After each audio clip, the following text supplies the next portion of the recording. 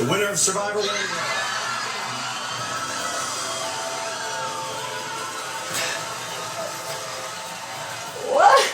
What the heck? I thought I would win.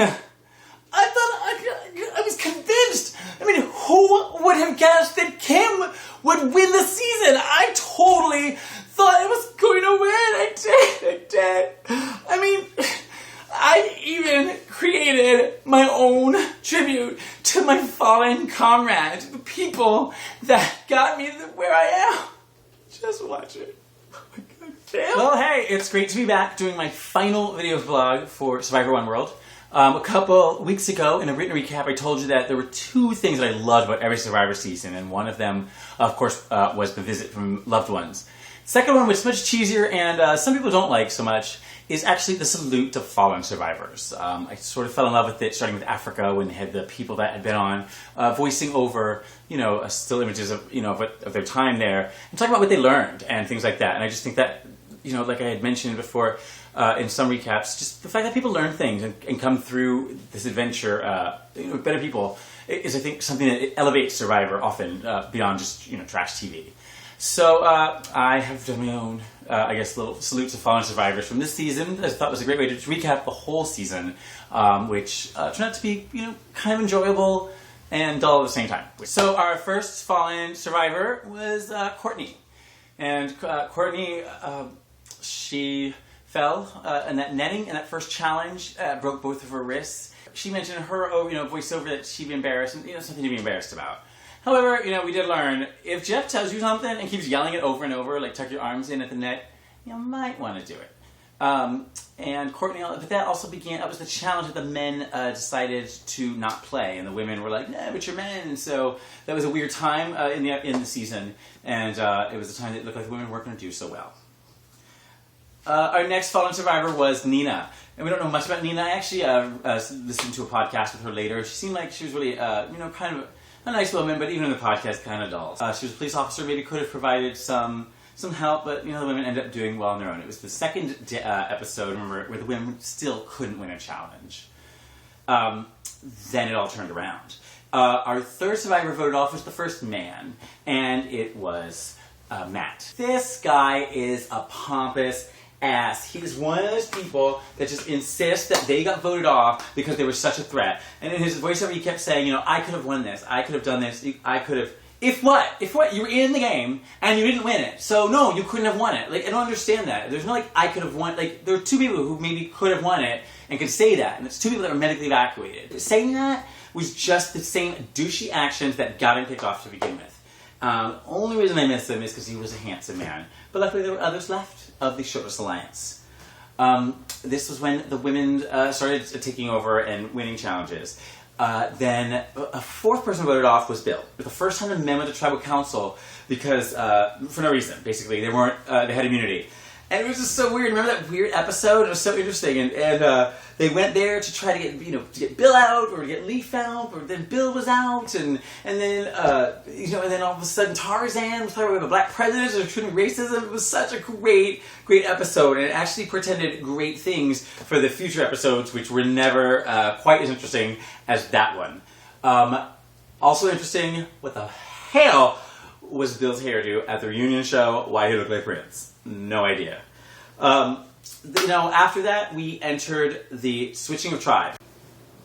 So once we had the tribe switch, which occurred after 4 weeks, so men versus women, the initial concept lasted 4 whole weeks, then things really changed. Monica fell a victim to Colton's reign of terror, and she's the first contestant that was voted out that I really liked. I thought she was a really cool lady, and I thought that it just sucked the way that it all happened, and she wasn't able to adapt or see what was going on quickly enough, which is a skill. It's a skill, and it would have been hard. It would have been hard for anybody.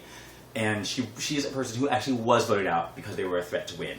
So I think she played the game with class and can hold her head up high, and I enjoyed her at the reunion show as well. The sixth person to lead the game was Colton. Colton was an ass. However, Colton was great TV. Kudos to the casting people for getting Colton on the show. No kudos to the wardrobe people for putting him in that same disgusting green polo at the reunion show, in which he was like all chubby and it did not fit and he looked gross, which is great because that mirrored what's on the inside. Speaking of the reunion show, Colton's mom seemed like a lovely woman. I don't know if she was surprised that it's kind of weird. You think someone's actions have to be based on something. They seem close. She must know he's like that. But she seemed really weird and hurt. And it was amazing and interesting that she was the one apologizing for his behavior and not him. I don't think he learned anything. And I think that with next season being returning medically evacuated players, we will see Colton again. And we'll see if he learned anything. Then the merge happens after Colton exits the game at week 6. And as everyone remembers, the women just took the men out one by one. There's only one woman that was eliminated after that, before all the men were out. The first victim of this was Jonas. So boring. Jonas, I could care less. I was like, oh, who cares? You cook, great. Guess what they don't show on Survivor? You cooking. Guess what I can't do? Taste that food. I don't care. And he should have made big moves. It would have made him more memorable. And maybe his only move shouldn't have been maybe to cause infighting amongst the men, because that's what led to this rift that enabled the women to just start eliminating them one by one. The next person voted out was Mike.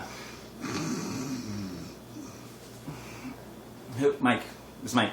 The guy that stole stuff from the women's team the first episode, and he's the one that kept saying that their alliance of 4 was going to take over the game, even though there were 9 people on their team. And that wasn't the first time he had bad math. He quickly, converted over to Colton's side. I just didn't like him. It was kind of like good riddance.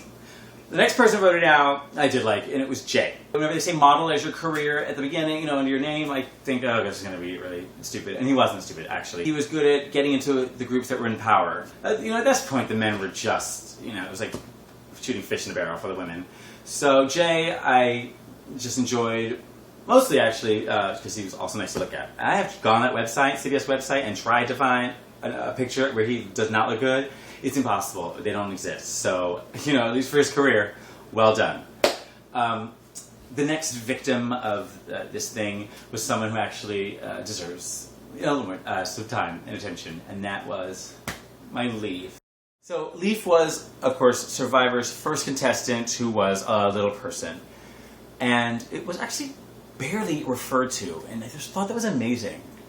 So often on Survivor, someone that has a physical limitation, someone's had a missing limb, someone's been deaf before, I forget what some others are, even being old, or something like that, it becomes their story. And it becomes their story for the season. And in Leaf's case, it wasn't. It was hardly referred to. It was referred to, I can only remember one time, and it was when he was doing really well in a challenge that had water that was up to his neck and not anybody else's, of course, because of his height. But the thing was, he just had no guile. There was no strategy. There was no cunning. Not a bad trait to have in life. It's not going to help you in Survivor, but if that's the worst thing someone can say about you, you've led a great life. I thought he was a great example for little people, and I like that reunion. He didn't even realize he was being an example. He was just being himself. And I think of all the survivors this past season, Leaf is one I'd most like to meet. So if anyone can make that happen, make it happen. Because Leaf, you rocked. And thanks. Thanks for just doing a nice job. And thanks for defining your story and making it be about you and not about how others see you. Nicely done. The next person voted out was Troy. Troy was a jackass. I don't want to spend any more time on him. He was a baby and just a bad sportsman. Done. By Troy. Next was someone who actually was accepted to the rule because it was the first woman voted out once the men started being eliminated. And that, of course, was Kat. Kat was the youngest player in the game, I think. Or at least they acted like she was. I assume she was. Kat, however, is a person who learned the most and grew the most on this season. And Kat, more than once, like I said, became the voice of reason. Her talk at Tribal Council had me crying. Kat this whole time has had a huge medical problem that she could have addressed and never did. She was eliminated because she didn't show sensitivity to someone whose dad had a medical issue in his life. She's facing this the whole time in silence and knowing that that's not the story that she wanted told. The story that did get told for her is of a girl who really grew and a girl who was able to tell a bunch of people older than her who were supposed to be more mature and better people in life how they should vote for Tribal Council. And so, goofy as she was, that was just her. I don't know what she was doing with her cousin. That was still kind of weird to me. But I think that she can hold her head up high. She is another example of why Survivor raises itself above many shows. Next was Tarzan. But Tarzan was interesting because he was the weird old guy, but he was smart. Let's not be fooled. I mean, it was kind of annoying with the big words, and I still have no idea what he was talking about, that final jury, but he was definitely a smart guy. Social skills, not there. However, he had enough social skills to land a wife who he adored, and that storyline was just amazing. And the fact that he used his final tribal council as basically a love letter to her was testament to what's really in his heart. He's a weird guy. Shouldn't have talked to Chelsea about a plastic surgery. That was odd. But all in all, he was also great television, and I'm glad that he got that chance to express how he felt about his wife. And I think that we all wish and hope that we can find something like that one day. Finally, we're down to the final 5, which was the last episode, and Alicia. Christina. So Alicia, she's another person who had a journey on this show. It turns out that all that, yelling at people right away, kind of getting at them before they can get to you, really was hiding insecurity about herself. And I think that when she was apologizing at the reunion show for her comments about special needs kids, she seemed genuinely apologetic, and I totally, I think that everyone should accept that apology. And I totally get that she was trying to create this persona and trying to be the new Colton, I think is what happened. Again, covering up insecurity, that she couldn't just be herself. And so hopefully, I think that she learned that being herself is good enough. And I think that she learned that, and I hope that it changes her behavior in the future. Next, we have Christina. If there's one thing I cannot deal with in this game, it is someone who just doesn't try at all. She went so far under the radar, she was under the sonar. She didn't do anything, and they even showed the conversation she had when it was her chance to try to break up that alliance, and she just gave up. It was awful. The most interesting thing about her, unfortunately, was her dad's illness. That is so sad. That's the most interesting thing about you. It was awful. And people, me, want to be on this show, and will try, and will do the best they can. And whether or not it's good enough, they will try the best they can. She cannot say that she did. Even her attempts to do so at Tribal Council were feeble. And I'm not sure how she's going to explain this behavior, but is that how she lives her life? Who knows? Then we were down to our final 3. Sabrina, Chelsea, and Kim. My favorite moment with Chelsea was the snatching up of the chickens at the very beginning. I was like, I used to never see nobody do that, man or woman. And then when the man tried to bully her, she wasn't going to take it. At Final Tribal, it pretty much sounded like she was making a case for Kim, and I think that was all she could really do. They did everything together, but she would kind of run things by Kim, and Kim, did more of the strategic and heavy lifting, and Kim had the idol, and they kept trying to make it seem like Kim was going to vote Chelsea out all the time. I don't know how close that really was. What I liked that I think Kim and Chelsea would actually be friends if they just met outside the game, and I thought that Chelsea, I knew she was not going to win, but she was gorgeous. She looked great when she was all cleaned up, and I enjoyed her. She was good. She was a good player, and a good person to make it to Final 3, and a good contestant. Nice. Sabrina came in second.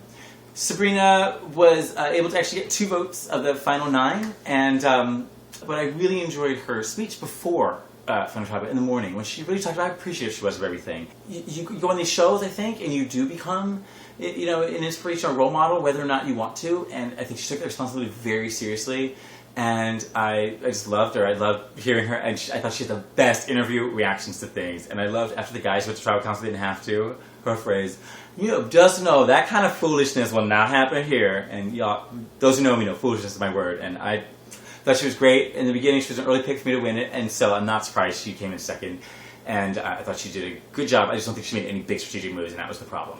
The person, of course, who did make the big strategic moves is Kim. Kim just dominated this game. Even though it was clear to me and to many that Kim was going to win, it was still nice to see it happen, of course, and this season ended up still being remotely interesting. I can't remember a person or a winner who's actually played the game like she did.